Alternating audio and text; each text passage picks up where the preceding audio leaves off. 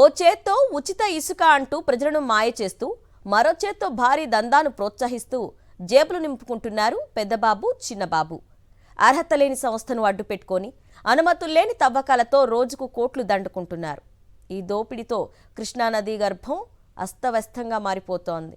ఇదంతా సీఎం చంద్రబాబు నివాసానికి కూతవేటు దూరంలో బల్లకట్టు నావిగేషన్ ఛానల్ ముసుగులో సాగుతోన్న భారీ దందా.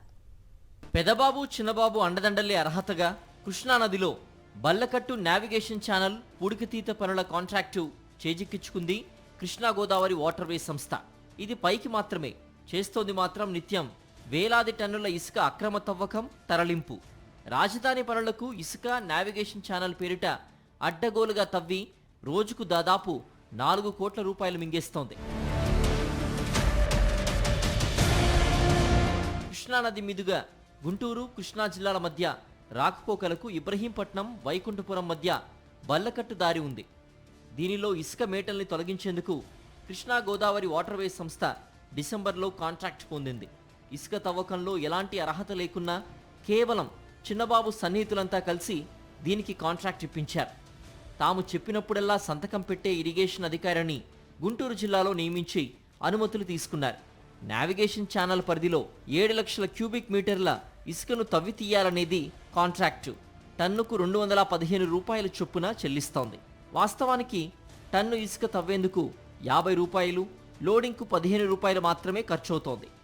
కానీ అంతా సొంత వాళ్ళే కావడంతో ప్రభుత్వ పెద్దలు అదనంగా 150 రూపాయలు కలిపి కాంట్రాక్టర్కు కట్టబెట్టారు.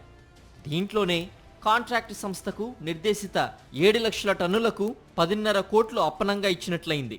ఇప్పటికే 15 లక్షల క్యూబిక్ మీటర్ల ఇసుకను తవ్వేసినట్లు స్థానిక బోట్స్మెన్ సంఘాలు చెబుతున్నాయి.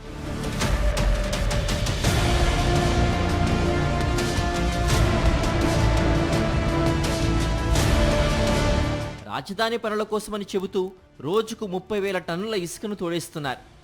ఇందులో సగానికి పైగా హైదరాబాద్ తదితర నగరాలు, పట్టణాలకు అక్రమంగా తరలించి సొమ్ము చేసుకుంటున్నారు.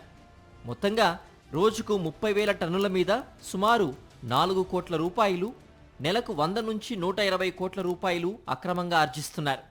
ఈ లెక్కన మార్చి నుంచి ఇప్పటి వరకు అంటే 5 నెలల్లో 580 కోట్లకు పైగానే దోచుకున్నట్లు స్పష్టమవుతోంది. ఈ దందా చూస్తూ ఉంటే బల్లకట్టు కోసం కానే కాదు, చిన్నబాబు మూటల కోసమేనని స్పష్టమవుతోంది.